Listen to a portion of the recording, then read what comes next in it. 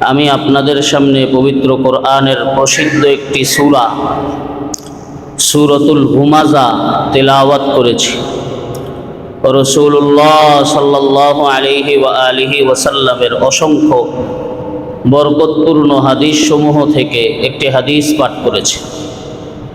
আল্লাহ চাহে তো এই আয়াতগুলোকে সামনে রেখে, হাদিসকে সামনে রেখে সূরা হুমাযার উপরে কিছু আলোচনা করার চেষ্টা করব। ওয়ামা তৌফিকি ইল্লা বিল্লাহ।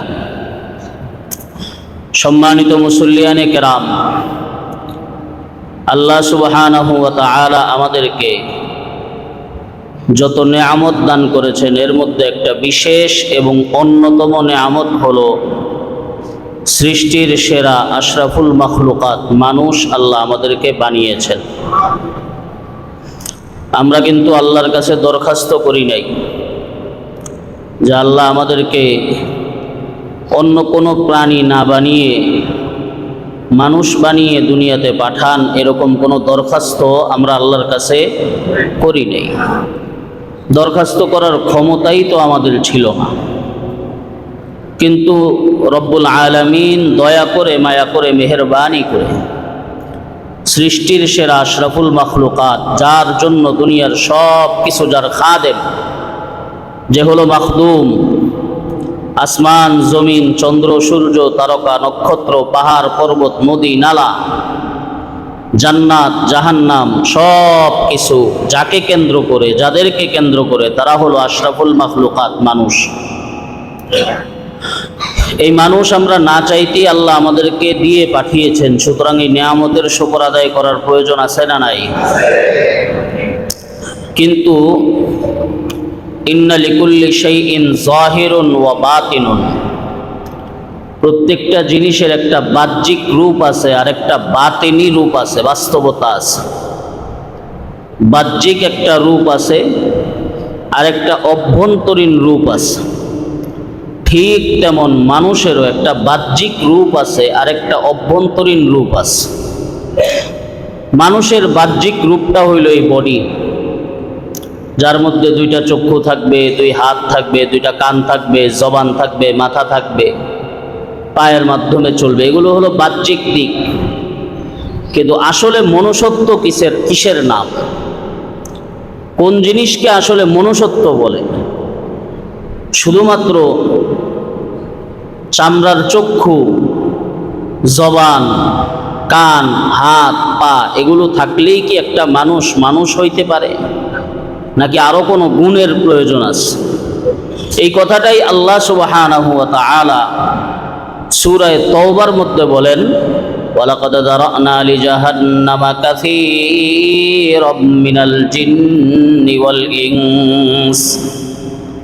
আল্লাহ বলেন, বহু মানুষ এবং বহু জিনকে আমি সৃষ্টি করেছি জাহান্নামের জন্য। বহু মানুষ এবং বহু জিনকে আল্লাহ সৃষ্টি করেছেন জাহান্নামের আগুনে জ্বালানোর জন্য। এরা কারা? আল্লাহ বলেন, লাহুম কুলুবুন লা ইয়াফকাহুনা বিহা, এদের অন্তর আছে কিন্তু অন্তর দিয়ে তারা বুঝে না। ওয়ালাহুম আ'য়ুনুন লা ইউবসিরুনা বিহা, এদের চোখ আছে কিন্তু চোখ দিয়ে তারা দেখে না। ওয়ালাহুম আযানুন লা ইয়াসমাউনা বিহা, এদের কান আছে কিন্তু কান দিয়ে তারা শুনে না। আল্লাহ শেষে তাদের পরিচয় দিয়ে বলেন, উলাইকা কাল আনআম বাল হুম আদাল উলাইকা হুমুল গাফিলুন। আল্লাহ বলেন, এরা হলো চতুষ্পদ জন্তুর মতো, বরঞ্চ এর চেয়েও নিকৃষ্ট। বাল হুম আদাল্লু, বরঞ্চ এই মানুষগুলো চতুষ্পদ জন্তুদের থেকেও নিকৃষ্ট। আল্লাহ এদের সমষ্টিগত পরিচয় দিতে গিয়ে বলেন, উলাইকা হুমুল গাফিলুন, এরা হলো উদাসীন, গাফেল। তাহলে বোঝা গেল সৃষ্টির সেরা আশরাফুল মাখলুকাত, যার জন্য দুনিয়া আখেরাতের সব কিছু। কিন্তু এই আশরাফুল মাখলুকাতের মধ্যে কিছু মানুষ এমন আছে যারা আল্লাহর কথা অনুযায়ী চতুষ্পদ জন্তুর মতো। কথা বুঝতেছেন আমার? আল্লাহর কথা অনুযায়ী যারা কিসের মতো? চতুষ্পদ জন্তুদের মতো, গরু ছাগলের মতো যারা, আল্লাহর কথা অনুযায়ী। এরা কারা? আল্লাহ তাদের পরিচয় দিয়েছেন, যারা গাফেল তারা। তাহলে বোঝা গেল যে সব মানুষই মানুষ না, মানুষের সুরতে কিছু অমানুষও আছে। সব মানুষের মধ্যে মনুষ্যত্ব নাই। মনুষ্যত্ব এটা ভিন্ন জিনিস, আর মানুষ হওয়া এটা ভিন্ন জিনিস। আল্লাহ আমাদেরকে তার প্রকৃত মানুষ হওয়ার তৌফিক দান করুন। আল্লাহ সম্মান দান করেছেন গরু ছাগলকে না মানুষকে? চতুষ্পদ জন্তুকে না মানুষকে? জান্নাত মানুষের জন্য না চতুষ্পদ জন্তুর জন্য? মানুষের জন্য। এখন মানুষের জন্য হইলেও কিন্তু এই মানুষগুলো তো আল্লাহ বানাইছেন জাহান্নামের জন্য। তাহলে বোঝা গেল এরা সুরতে মানুষ হইলেও ভিতরগতভাবে এরা মানুষ না। আমাদেরকে এখন প্রকৃত মানুষ হওয়া দরকার। মানুষ আছি আমরা, আদমশুমারিতে আমাদের নাম মানুষ। আদমশুমারিতে যদি কয়জন মানুষ এই এলাকায় বসবাস করে, গণনার মধ্যে আমার নাম, আপনার নাম, আমাদের সবার নাম আসবে। কিন্তু প্রকৃত মানবতা এবং মনুষ্যত্ব আমি আমার মধ্যে আনতে পারলাম কিনা সেই ফিকির এবং সেই চিন্তা আমার নাই। মনুষ্যত্ব কিসের নাম? 4-5টা তত্ত্ব ডিঙ্গাইয়া একজন মানুষ মানুষ হতে পারে। জড়ত্ব, পশুত্ব, হিংস্রত্ব, শয়তানত্ব, ফেরেশতাত্ব, এই পঞ্চতত্ত্বের ঊর্ধ্বে যে ব্যক্তি উঠতে পারে সেই ব্যক্তি হলো প্রকৃত মানুষ। জড়ত্ব আছে মানুষের মধ্যে, এই শরীর আছে, বডি আছে। তো এই শরীর তো এই পিলারেরও আছে, ফ্যানেরও আছে, দরজারও একটা শরীর আছে না নাই? আছে না? তাহলে জড়ত্ব সেগুলোর মধ্যেও আছে, জড়ত্ব আমার মধ্যেও আছে। পশুত্ব, পশুর যেই স্বভাব সেই স্বভাব একজন মানুষের মধ্যে আছে না নাই? পশুর খাবারের প্রতি চাহিদা আছে না নাই? মানুষের মধ্যে আছে না? পশুর জৈবিক চাহিদা পূরণ করার প্রয়োজন পড়ে কি পড়ে না? মানুষের প্রয়োজন পূরণ করা লাগে কি লাগে না? তাহলে বোঝা গেল পশুত্ব মানুষের মধ্যেও আছে, জড়ত্ব আছে, পশুত্ব আছে। হিংস্রত্ব, হিংস্র পশুদের স্বভাব আরেকজনকে আক্রমণ করা, আরেকজনের ক্ষতি করা, এই স্বভাবও মানুষের মধ্যে আছে না নাই? আরেকজনের ক্ষতি করা এই স্বভাব নাই না আছে? হ্যাঁ, আরেকজনের উপর জুলুম করা, আরেকজনের জিনিস নিজের নামে চালায়া দেওয়া, আরেকজনের হক নষ্ট করে চলা, এরকম আছে না নাই? এই যে হিংস্রত্ব মানুষের মধ্যে আছে। শয়তানত্ব, শয়তানের প্রধান বৈশিষ্ট্য হলো মালিকের নাফরমানি করা। শয়তান সেদিনই শয়তান হয়েছে যেদিন সে আল্লাহর কথা শুনে নাই। বাস্তব না অবাস্তব? আল্লাহ বলেন, ওয়াইদ ক্বালা রাব্বুকা লিল মালাইকা ইন্নী জাইলুন ফিল আরদি খলিফা। আল্লাহ সুবহানাহু ওয়া তাআলা সমস্ত ফেরেশতাদেরকে বললেন, আমি আমার জমিনের মধ্যে খলিফা পাঠাবো, আমি আমার জমিনের মধ্যে প্রতিনিধি পাঠাবো, পৃথিবীর মধ্যে আমি খলিফা বানাবো। এরপরে হযরত আদম আলা নবিয়িনা ওয়া আলাইহিস সালাতু ওয়াস সালামকে আল্লাহ সৃষ্টি করলেন। সমস্ত ফেরেশতাদেরকে আল্লাহ আদেশ করলেন, উসজুদু লি আদামা, তোমরা আদমকে সিজদা করো, আদমের সম্মানার্থে আদমকে তোমরা সিজদা করো। ফাসাজাদু ইল্লা ইবলিস, সমস্ত ফেরেশতা সিজদা করলো, কিন্তু ফেরেশতাদের সাথে থাকা শয়তান সে সিজদা করে নাই। আল্লাহ কোরআনে বলেছেন তার নাম হলো ইবলিস। ইবলিস সিজদা করে নাই। তাহলে শয়তানের প্রধান দোষ এবং প্রথম দোষ হলো যিনি সৃষ্টি করেছেন তার অবাধ্যতা করা। ঠিক না বে ঠিক? এখন এই স্বভাবটা, এই যে শয়তানের স্বভাব মালিকের অবাধ্যতা করা, এই স্বভাবও আমাদের মধ্যে আছে না নাই? আছে। আরেকটা হলো ফেরেশতাত্ব, ফেরেশতাদের স্বভাব। ফেরেশতাদের স্বভাব কি? মালিক যা বলে তাই করা, এই স্বভাবও মানুষের মধ্যে আছে না নাই? আছে। আল্লাহ বলেছেন নামাজ আদায় করতে, আমরা নামাজ আদায় করি। আল্লাহ বলেছেন আল্লাহর হকগুলো আদায় করতে, আমরা আদায় করার চেষ্টা করি। আল্লাহ বলেছেন বান্দার হক আদায় করতে, আদায় করার চেষ্টা করি, তাহলে আমরা আল্লাহর কথা মানি, তাহলে আমাদের মধ্যে ফেরেশতার স্বভাবও আছে। এই যে পাঁচটা স্বভাব, জড়ত্ব, পশুত্ব, হিংস্রত্ব, শয়তানত্ব, মনুষ্য আর ফেরেশতাত্ব, এই পাঁচটা স্বভাবকে ডিঙ্গাইয়া যে ব্যক্তি উঠতে পারবে উপরে, এমন ব্যক্তিকে বলা হবে প্রকৃত মানুষ। আর এই ব্যক্তির জন্যই সম্মানের কথা আল্লাহর কোরআনের ঘোষণা। সবার জন্য সম্মান না, আশরাফুল মাখলুকাত তো সবাই না। আদমিরা আদমিয়ত লাজেমাস, আদমিরা আদমিয়ত লাজেমাস, মুদরা গর্বুনবাশদ হি জমাস। আদমিয়ত লহমো শাহমো পুস্তনিস, আদমিয়ত জুজরে জায়ে দুস্তনিস, ইকে মিবিনি খিলাফে আদমান, নিস্ত আন্দাদম গেলাফে আদমান। আল্লাহ ওয়ালা বলেন আদমি, আদমি মানে মানুষ। উর্দুতে ফার্সিতে আদমি বলা হয়, কারণ মানুষ এসেছে হযরত আদম থেকে, হযরত আদমের দিকে সম্পৃক্ত করে মানুষকে বলা হয় আদমি। আল্লাহ কোরআনে মানুষকে বনি আদম বলে ডেকেছেন, ঠিক না বে ঠিক? হিয়া বনি আদম, হে আদমের সন্তানেরা। আমরা হলাম হযরত আদম আলাইহিস সালামের সন্তান। হযরত আদম আলা নবিয়িনা ওয়া আলাইহিস সালাতু ওয়াস সালামের স্বভাব কি ছিল? আল্লাহ পাক রব্বুল আলামিনের নবী ছিল। আল্লাহ যা বলছেন তা করতেন, আল্লাহর কথা অক্ষরে অক্ষরে পালন করতেন। হযরত আদম আলা নবিয়িনা ওয়া আলাইহিস সালাতু ওয়াস সালামের মধ্যে যেই স্বভাব, এই স্বভাব যদি আমার আর আপনার মধ্যে আনতে না পারি, মনে রাখতে হবে আমি আর আপনি আকারে মানুষ হইলেও প্রকৃতভাবে মানুষ হইতে পারি নাই, ঠিক না বে ঠিক? আদমিরা আদমিয়ত লাজেমাস, মুদরা গর্বুনবাশদ হি জমাস। একটা কাঠ, সুগন্ধি কাঠ, কিন্তু সেটার মধ্যে কোনো ঘ্রাণ নাই, নাম তার সুগন্ধি কাঠ। এই কাঠের কোনো দাম আসেনি, কথা বলেন? নাম সুগন্ধি কাঠ, কিন্তু কাঠের কোনো ঘ্রাণ নাই। তো ঘ্রাণ না থাকলে এই কাঠের কোনো দাম। ফ্যানের কাজ হলো বাতাস দেওয়া, ফ্যান যদি বাতাস দিতে না পারে তাহলে এই ফ্যান মানুষ রাখে না। ফলওয়ালা গাছের কাজ হলো গাছ থেকে ফল দেওয়া, কিন্তু সেই গাছ যদি ফল দিতে না পারে তাহলে এই গাছের কোনো দাম।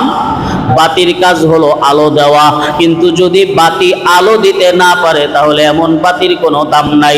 ঠিক তেমনি ভাবে আদম বনি আদমের সন্তান, আদম আলাইহিস সালামের সন্তান, এদের কাজ হলো আদম আলাইহিস সালামের স্বভাব নিজের মধ্যে থাকবে। কোন মানুষের মধ্যে আদম আলা নবিয়িনা ওয়া আলাইহিস সালাতু ওয়াস সালামের স্বভাব যদি না থাকে, তাহলে সে দেখতে মানুষ হইলেও আসলে প্রকৃত মানুষ হইতে পারে নাই, ঠিক না বে ঠিক?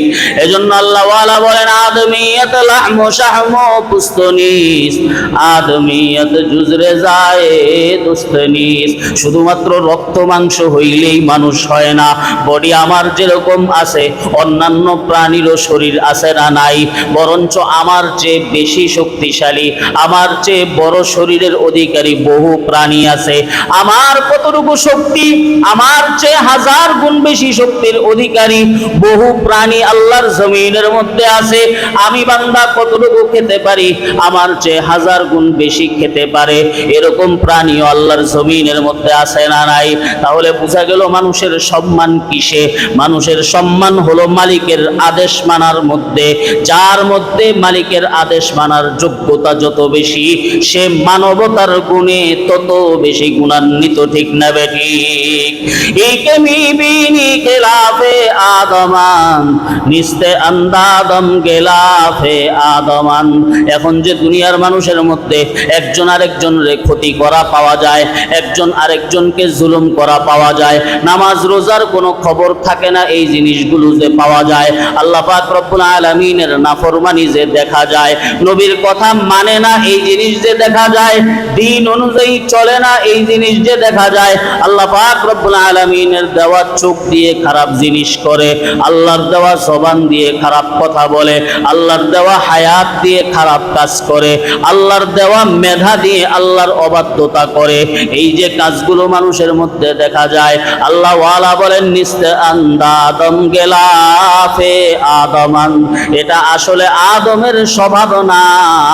আদমের আবরণ লাগাইয়া একটা পশুর মতো ব্যক্তি হাঁটতেছে, নাউজুবিল্লাহ।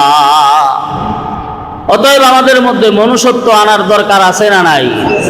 যখন মানুষ প্রকৃত মানুষ হবে তখন আর সমাজে কোনো অশান্তি থাকবে না। মানুষ যদি প্রকৃত মানুষ হতে পারে তাহলে সমাজের মধ্যে কোনো অশান্তি থাকবে না, না দুনিয়ার লাইনে না আখিরাতের লাইনে কোনো রকম অশান্তি থাকবে না, যদি মানুষ প্রকৃত মানুষ হইতে পারে। আর মানুষ প্রকৃত মানুষ হবে কিসের গুণে? কোরআনের গুণে, হাদিসের গুণে। কারণ মানুষকে সৃষ্টি করেছেন যেই আল্লাহ, কোরআন পাঠাইছেন সেই আল্লাহ। সুতরাং মানুষের সমস্যা কোন কোন জায়গায়, এটা মানব রচিত কোনো জিনিসের মাধ্যমে হবে না, মানব রচিত কোনো গবেষণার মাধ্যমে হবে না, আল্লাহর দেওয়া জিনিসের মাধ্যমেই মানুষের শান্তিপূর্ণ একটা সমাজ দেওয়া যাবে। আর না হলে কশ্চিনকালেও শান্তি আনা সম্ভব না। আইন দিয়া মানুষকে ঠিক করা যায়? লাঠি দিয়া মানুষকে ঠিক করা যায়? রাসূলুল্লাহ সাল্লাল্লাহু আলাইহি ওয়া আলিহি ওয়াসাল্লাম এবং সাহাবায়ে কেরামের সোনালী যুগের মধ্যে কয়জন মানুষকে শাস্তি দেওয়া লাগছে, কয়জন মানুষকে ডান্ডা পরানো লাগছে, কয়জন মানুষের পিছনে পুলিশ দিয়ে দৌড়ানো লাগছে? লাগে নাই। কারণ বেশি লাগে নাই, একটা দুইটা শাস্তি দিছে, বাস অন্যান্য সমস্ত অপরাধীরা এমনিই ঠিক হয়ে গেছে। এটাই হলো ইসলামী শাসন ব্যবস্থার একটা সুফল। মানব রচিত গণতন্ত্র, মানব রচিত সমাজতন্ত্র, মানব রচিত রাজতন্ত্র, এগুলোর মধ্যে খোদার কসম কশ্চিনকালেও মানুষ শান্তিতে কিভাবে থাকবে পাওয়া যাবে না। মানুষ শান্তিতে থাকার একমাত্র চাবিকাঠি নাম তার কোরআন ও সুন্নাহ। কোরআন সুন্নাহ অনুযায়ী যদি কোনো রাষ্ট্র পরিচালিত হয়, খোদার কসম ওই রাষ্ট্রের মধ্যে অবশ্যই অবশ্যই শান্তির দেখা পাওয়া যাবে। মানব রচিত জিনিসের দ্বারা মানুষের সমস্যার সমাধান করা যাবে না। কারণ আমাকে তো সৃষ্টি কার্ল মার্কস করে নাই, আমাকে তো সৃষ্টি আইনস্টাইন করে নাই, আমাকে তো সৃষ্টি বিজ্ঞানীরা করে নাই, মানুষকে সৃষ্টি করেছেন কে? সুতরাং মানুষের সমস্যাগুলো জানেন যিনি, তিনি কে? তার দেওয়া জিনিস ছাড়া মানুষের মস্তিষ্ক থেকে বের হওয়া কোনো জিনিসের দ্বারা পৃথিবীর মধ্যে শান্তি ফিরানো আজ পর্যন্ত সম্ভব হয় নাই, কিয়ামত পর্যন্ত সম্ভব হবেও না ইনশাআল্লাহ। আল্লাহ আমাদেরকে বুঝার তৌফিক দান করুন, আমল করার তৌফিক দান করুন। সুতরাং একটা মানুষ সমাজের মধ্যে শান্তিতে কিভাবে বসবাস করবে এর সমাধান দিয়েছে কোরআন। এর সমাধান দিয়েছে কে? কোরআন। এই যেই আয়াতগুলোর মধ্যে মানুষের সামাজিকতা ঠিক করার সমাধান দেওয়া হয়েছে, ওইগুলোর মধ্যে একটা গুরুত্বপূর্ণ সূরা, নাম তার সূরাতুল হুমাযা। আল্লাহ বলেন, আউযু বিল্লাহি মিনাশ শাইতানির রাজীম, বিসমিল্লাহির রহমানির রহিম, ওয়াইলুল লিকুল্লি হুমাযাতিল লুমাযা আল্লাযী জামা'a মালান ওয়া আদ্দাদা ইয়াহসাবু আন্না মালাহু আখলাদা কাল্লা লায়ুনবাযান্না ফিল হুতামা ওয়া মা আদরাকা মাল হুতামা নারুল্লাহিল মুকাদা আল্লাতী তাত্তালি'ু আলাল আফইদা ইন্নাহা আলাইহিম মুসাদা ফি আমাদিন মুমাদ্দাদা। আল্লাহর কোরআনের সূরা সূরাতুল হুমাযা। আয়াতের সরল অনুবাদগুলো বলে দেই। 1 নম্বর আয়াত আল্লাহ বলেন, ওয়াইলুল লিকুল্লি হুমাযাতিল লুমাযা।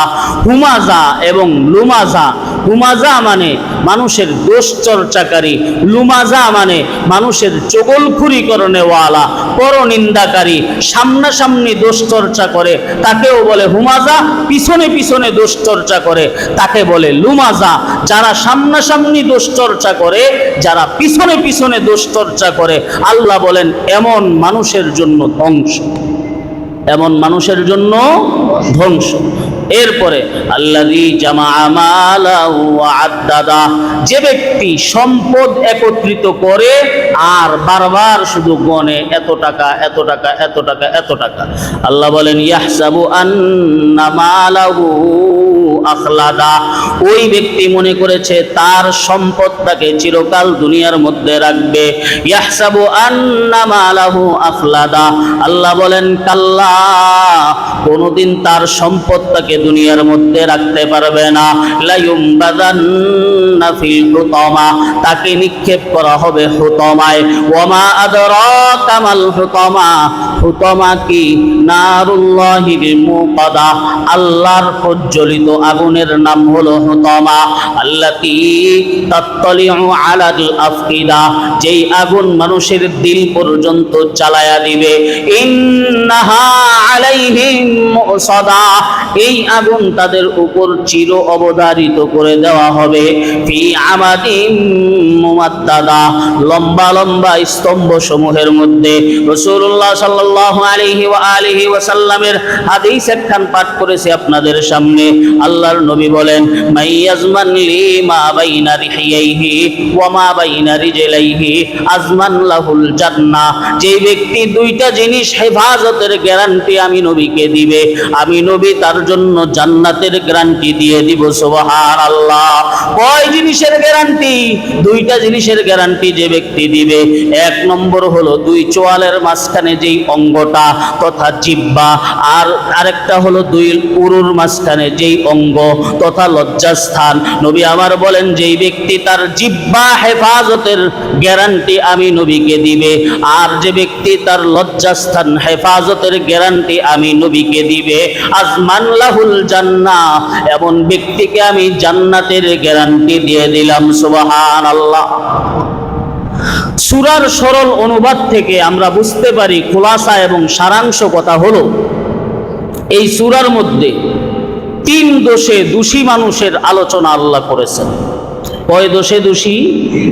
তিনটা দোষে দোষী যারা, তাদের পরিণতি কি হবে সেই ব্যাপারে আল্লাহ আলোচনা করেছেন এবং মানুষকে সতর্ক করেছেন, ও দুনিয়ার মানুষেরা, ও মুসলমানেরা, এই তিনটা দোষ থেকে তোমরা বেঁচে থাকো। দোষগুলো থেকে বাঁচার দরকার আছে না নাই? জাহান্নামে যাওয়ার মতন ক্ষমতা আছে কার কার? আসেনি কারো জাহান্নামে যাওয়ার ক্ষমতা? জাহান্নামের আগুনে জ্বলার মতো ক্ষমতা? জাহান্নামের সাপ বিচ্ছুর দংশন সহ্য করার মতো ক্ষমতা? কবরের মাটির চাপ সহ্য করার মতো ক্ষমতা আছে কোনো বাপের বেটা দুনিয়ার মধ্যে জাহান্নামের আগুন সহ্য করতে পারবে? হ্যাঁ, জাতীয় বার্ন ইউনিটে যাবেন, গিয়ে দেখবেন আগুনে পোড়া রোগীর যেই পরিমাণ কষ্ট হয় এমন কষ্ট দুনিয়ার অন্য কোনো রোগীদের হয় না। আগুনে পোড়া রোগীর যেই পরিমাণ কষ্ট হয় এমন কষ্ট দুনিয়ার অন্য কোনো রোগীদের হয় না। সুতরাং বললেই হয়ে গেল না, নামাজ না পড়লে কি হবে? আল্লাহ না হয় কিছুদিন শাস্তি দিবেন, এই কিছুদিনের শাস্তি ভোগ করা চারটিখানি ব্যাপার না। এক সেকেন্ড আগুনের মধ্যে হাত দিয়ে রাখা যায়? একটা সুইচের কামড়ও তো আমরা সহ্য করতে পারি না, একটা মশার কামড় সহ্য করতে পারি না, একটা পোকার কামড় সহ্য করতে পারি না। ওই যে ভীমরুলের আঘাতে কিছুদিন আগে এক পরিবারের কয়েকজন শেষ হয়ে গেছে ভীমরুলের কামড়ে। ভীমরুলের কামড়ে একই পরিবারের কয়েকজন সদস্য, বাবা ছেলে মেয়ে সব শেষ হয়ে গেছে। কি পরিমাণ দুর্বল মানুষ! এরপরও মানুষের অহংকার শেষ হয় না। কিন্তু মনে রাখতে হবে, এই অহংকার প্রদর্শনের পরবর্তী ঠিকানা জাহান্নাম। সেই জাহান্নামের আগুন সহ্য করার মতো ক্ষমতা আমি মানুষের নাই। আল্লাহ আমাদেরকে জাহান্নাম থেকে হেফাজত করুন। কয় দোষে দোষী? তিন দোষে দোষী। তিন দোষে দোষী যারা হবে তাদের পরিণতি কি হবে এই বিষয়ে আল্লাহ আলোচনা করে দুনিয়ার মানুষকে সতর্ক করেছেন, ও দুনিয়ার মানুষেরা, এই দোষগুলোতে কিন্তু তোমরা দোষী হইও না। এক নম্বর দোষ হলো হুমাজা, দুই নম্বর দোষ হলো লুমাজা। হুমাজা কাকে বলে, লুমাজা কাকে বলে, এই ব্যাপারে মুফাসসিরিনে কেরামের বিভিন্ন মত আছে, বিভিন্ন জন বিভিন্ন মত ব্যক্ত করেছেন। সারাংশ কথাটা আপনাদের সামনে উপস্থাপন করি, অন্য ব্যাখ্যাও আছে। সুতরাং একটা ব্যাখ্যা করার পরে কেউ যদি ইন্টারনেটের মধ্যে অথবা মোবাইলের মধ্যে কোরআনের তাফসীর এবং তরজমা দেখতে গিয়ে ভিন্ন ব্যাখ্যা দেখেন, তাহলে আবার এটা মনে করেন না যে হুজুর ভুল বলেছে। কথা বুঝে আসছে? হ্যাঁ, অনেকে গিয়ে তালাশ করে আজকে যে কথাটা বলা হয়েছে এই কথাটা ঠিক কিনা। তালাশ করা ভালো, তালাশ করবেন যাচাই বাছাই করার জন্য, তবে যাচাই বাছাই করার যোগ্যতাও তো নিজের মধ্যে আনার দরকার আছে না নাই? হ্যাঁ, আউযুবিল্লাহ পারি না, বিসমিল্লাহ পারি না, হুজুরদেরকে যাচাই বাছাই করতে আসি। আল্লাহ বুঝার তৌফিক দান করুন। সমালোচনা ওই ব্যক্তি করবে যে ব্যক্তির মধ্যে সমালোচনার যোগ্যতা আছে। যোগ্যতা নাই, সমালোচনা আমি তার করব কেন আমি তার সমালোচনা করব? আল্লাহ বুঝার তৌফিক দান করুন। সুতরাং আমি যেই তাফসীর করব, ভিন্ন কোনো তাফসীর যদি আপনি দেখেন তাফসীরের মধ্যে, তাহলে এটা মনে করেন না যে হুজুর ভুল বলছেন। না, এর বিভিন্ন তাফসীর আছে, এর মধ্যে যেইটা সহজ সেটা আমি আপনাদের সামনে পেশ করতেছি। এর মানে এটা না যে অন্য তাফসীরগুলো ভুল, এটাও ঠিক ওইটাও ঠিক। হুমাজা কাদেরকে বলে আর লুমাজা কাদেরকে বলে? মুফাসসিরিনে কেরামের বিভিন্ন মত আছে। এর মধ্যে প্রায় মুফাসসিরিনে কেরামের সংখ্যাগরিষ্ঠ মত হইল যারা সামনাসামনি মানুষের দোষ চর্চা করে। সামনাসামনি দোষ চর্চা করার রোগ আছে না নাই? এই বেটা এটা করেছো, এই বেটা সেটা করেছো, আরে তোমার এই অবস্থা কেন, হ্যাঁ তোমার বাবাই বুঝি এই কাজ করছে, এ কি মিয়া তোমার মেয়ের তো অবস্থা খারাপ। এই হলো সামনাসামনি দোষ চর্চা করা। কি দোষ চর্চা করা? সামনাসামনি দোষ চর্চা করা। যারা সামনাসামনি দোষ চর্চা করে তাদেরকে বলা হয় হুমাজা। শুনছেন অমুকের ছেলে কি কাজটা করছে, শুনছেন অমুকের কি অবস্থা, আরেকজনের কাছে পিছনে পিছনে বলে। যারা পিছনে পিছনে বলে তাদেরকে বলে লুমাজা। সামনাসামনি দোষ চর্চা যারা করে তাদেরকে কি বলে? পিছনে পিছনে যারা দোষ চর্চা করে তাদেরকে কি বলে? লুমাজা। আল্লাহ বলেন ওয়াইলুল লিকুল্লি হুমাজাতিল লুমাজা। ওয়াইল মানে অভিশাপ, ওয়াইল মানে দুর্ভোগ, দুর্ভোগ এবং অভিশাপ ওই মানুষগুলোর জন্য যারা সামনাসামনি মানুষের দোষ চর্চা করে, পিছনে পিছনে মানুষের পরনিন্দা করে বেড়ায়, তাদের জন্য দুর্ভোগ এবং অভিশাপ দিয়েছেন কে? আল্লাহ। দোষ চর্চা করা মানুষের বড় মারাত্মক একটা স্বভাব। দোষ চর্চা করা একটা সমাজ বিনষ্ট করার জন্য এবং শেষ করে দেওয়ার জন্য এই দুইটা দোষই যথেষ্ট। একটা হলো সামনাসামনি মানুষকে তুচ্ছ তাচ্ছিল্য করা, আর একটা হলো পিছনে পিছনে মানুষের গীবত করা। এই রোগ আমাদের মধ্যে আছে না নাই? রাসূলুল্লাহ সাল্লাল্লাহু আলাইহি ওয়াসাল্লাম বলেন বিহাসবি ইমরিইম মিনাশ শাররি আন ইয়াহকিরা আখাহুল মুসলিম। একজন ব্যক্তির কপাল পোড়া হওয়ার জন্যই চাই এটাই যথেষ্ট যে তার অপর মুসলমান ভাইকে তুচ্ছ তাচ্ছিল্য করবে, তার অপর মুসলমান ভাইকে দেখলে সিসি করবে। কেন করে সিসি?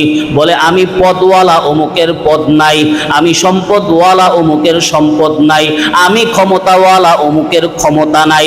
আজকে ক্ষমতার বাহাদুরির কারণে, পদের বাহাদুরির কারণে, সম্পদের বাহাদুরির কারণে অমুক মুসলমানকে নিয়ে যে আমি তুচ্ছ তাচ্ছিল্য করতেছি, আল্লাহ যে কালকে আমার গলায় জুতার মালা পরাবেন না, এর কি গ্যারান্টি আছে?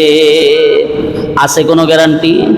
কুলিল্লাহুম্মা মালিকাল মুলকি তুতিল মুলকা মান তাশা ওয়া তানজিউল মুলকা মিম্মান তাশা। ক্ষমতা আল্লাহ পাক রব্বুল আলামিনের হাতে।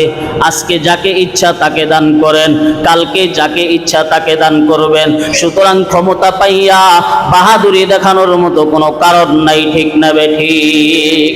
ইজ্জত এবং সম্মান বড় জিনিস। রাসূলুল্লাহ সাল্লাল্লাহু আলাইহি ওয়া আলিহি ওয়াসাল্লাম বিদায় হজের দিন সোয়া লক্ষ সাহাবায়ে কেরামের সামনে আল্লাহর নবী ভাষণ দিবেন।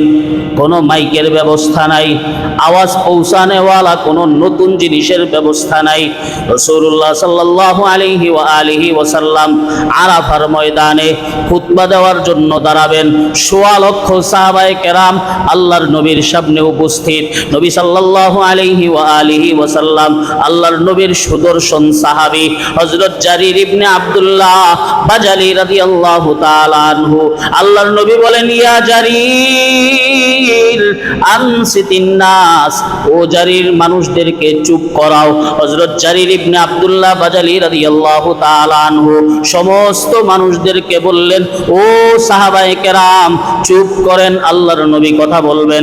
বলতে দেরি সাহাবায়ে কেরাম সবাই চুপ হয়ে গেলেন। নবী সাল্লাল্লাহু আলাইহি ওয়াসাল্লাম বললেন, আইয়ু ইয়াউমিন হাযা, ও আমার সাহাবীরা তোমাদের কাছে প্রশ্ন, আজকের দিনের নাম কি?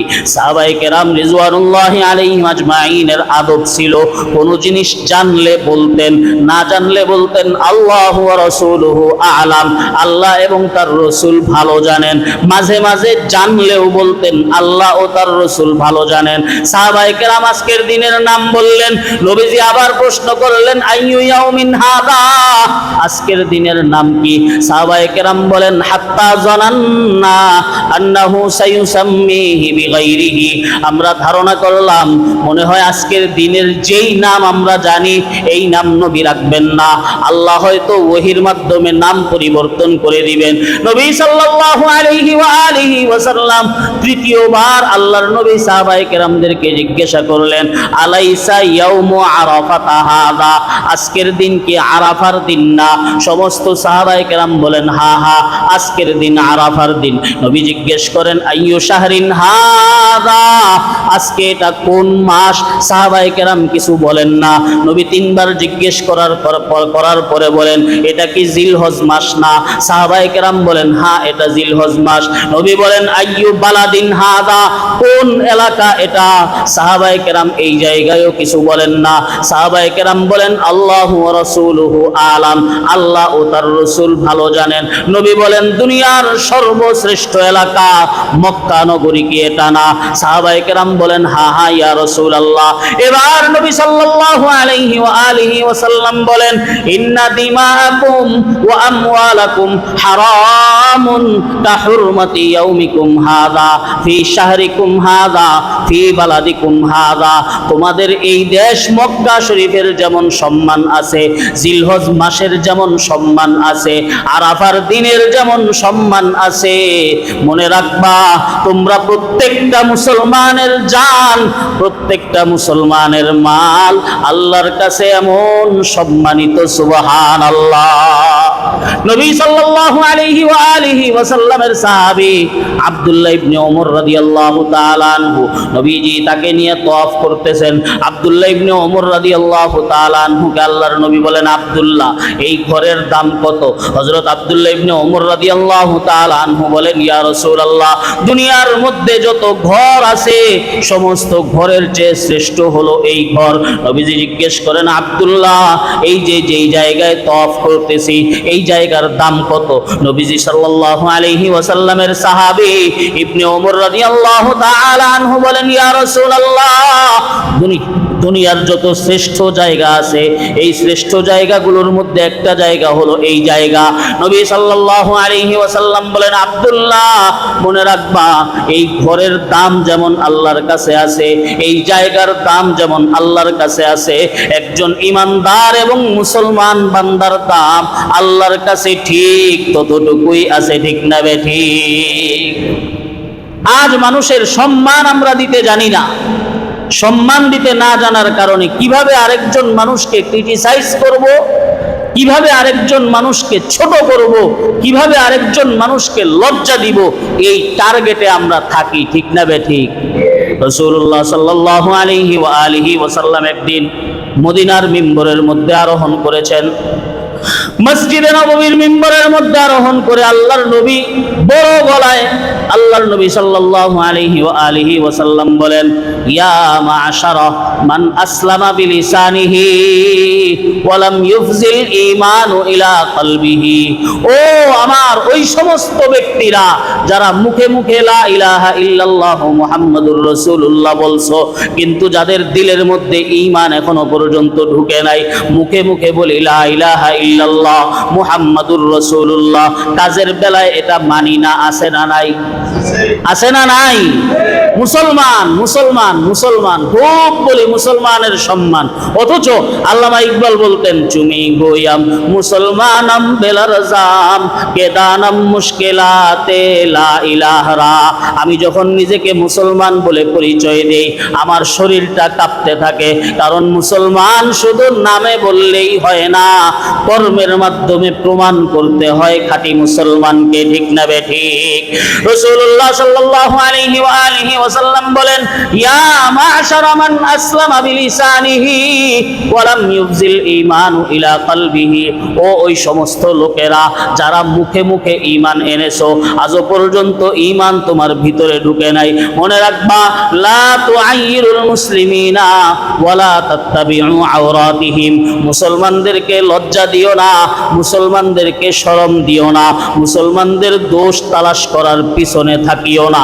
যেই ব্যক্তি মুসলমানকে লজ্জা দিবে, মুসলমানের দোষ তালাশ করার পিছনে থাকবে, আল্লাহর নবী বলেন, তাকাব্বা আল্লাহু আওরাতাহু। যে ব্যক্তি কোনো কথার মাধ্যমে, যে ব্যক্তি ইঙ্গিতের মাধ্যমে, যে ব্যক্তি কোনো কাজের মাধ্যমে অপর মুসলমানকে ছোট করার টার্গেটে থাকবে, নবী আমার বলেন, তাকাব্বা আল্লাহু আওরাতাহু, ওই ব্যক্তিকে ছোট করার টার্গেটে স্বয়ং আল্লাহ থাকবেন।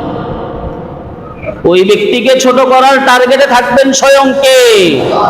আর যাকে ছোট করার টার্গেটে আল্লাহ লেগে যাবেন, ওই ব্যক্তি যে লাঞ্ছিত অপমানিত হবে এর মধ্যে বিন্দুমাত্র সন্দেহ নাই। নবী আমার বলেন, ওয়ালাউ ফি জাওফি রাহলিহি, তার নিজের ঘরের মধ্যেও নিজের বিবির কাছে লাঞ্ছিত হবে, নিজের সন্তানের কাছে লাঞ্ছিত হবে, নিজের অধীনস্থ যারা যারা তারটা খেয়েছে তাদের কাছে লাঞ্ছিত হবে, কারণ তার পিছনে লেগেছেন স্বয়ং আল্লাহ।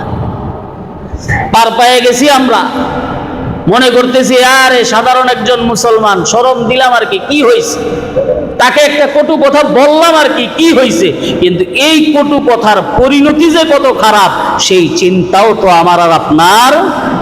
নবী সাল্লাল্লাহু আলাইহি ওয়া আলিহি ওয়াসাল্লাম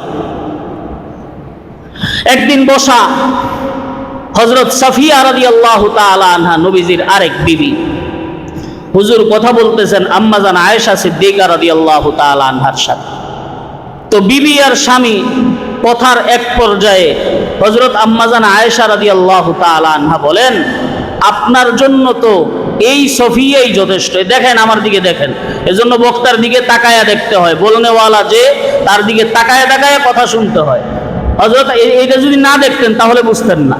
আম্মাজান আয়েশা রাদিয়াল্লাহু তাআলা আনহা বলেন, আপনার জন্য তো এই সফিয়াই যথেষ্ট, এইভাবে দেখাইছেন। নবী সাল্লাল্লাহু আলাইহি ওয়াসাল্লাম বলেন, আয়েশা লাকাদ কুলতি কালিমাতান, তুমি এমন একটা কথা এই মুহূর্তে বললা, লাউ মুজিজাত বিমাইল বাহরি, এই কথাটা যদি সমুদ্রের মধ্যে নিয়ে ফেলে দেওয়া হয়, লা মাজাজতাহা, তাহলে পুরা সমুদ্রের পানিকে তোমার এই কথায় তিক্ত বানায় ফেলবে। শুধুমাত্র হাত দিয়ে দেখাইছেন যে সোফিয়া তো বেটে, সোফিয়া খাটো, আপনি সোফিয়ার কথা বলেন কেন, এইভাবে শুধুমাত্র হাত দিয়ে দেখাইছেন যে আপনার জন্য তো এই সোফিয়াই যথেষ্ট। আর এতটুকু কথায় নবীজি বলেন, এমন একটা কথা তুমি বলেছো যেই কথাটা যদি সমুদ্রের মধ্যে ফেলে দেওয়া হয়, তোমার এই কথার তিক্ততায় পুরা সমুদ্রের সমস্ত পানি তিক্ত হয়ে যাবে। দেদারসে আমরা বলতেছি অপর মুসলমানকে নিয়ে, বিস্তারিত আলোচনা ইনশাআল্লাহ সামনে করা হবে। গীবত থেকে বাঁচেন, মানুষের দোষ চর্চা থেকে বাঁচেন, মানুষের দোষ নিন্দা করা থেকে বাঁচেন, নিজের আমল নামার দিকে তাকান, নিজে নিজে যার যার আমল নামার দিকে তাকান।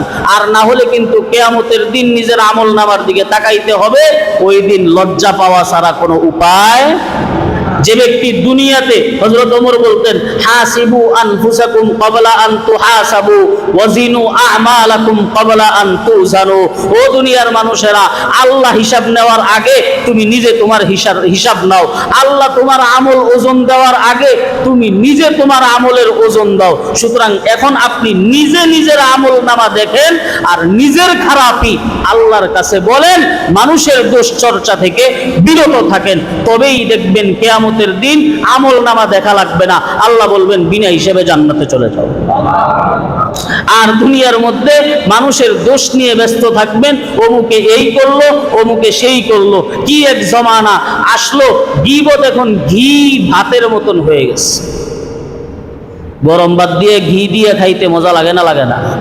হ্যাঁ, গীবতের অবস্থা এখন এরকম, গীবত ছাড়া দুইজন তিনজন মানুষের কোনো আলোচনাই নাই, শুধুই গীবত, শুধুই গীবত, শুধুই গীবত।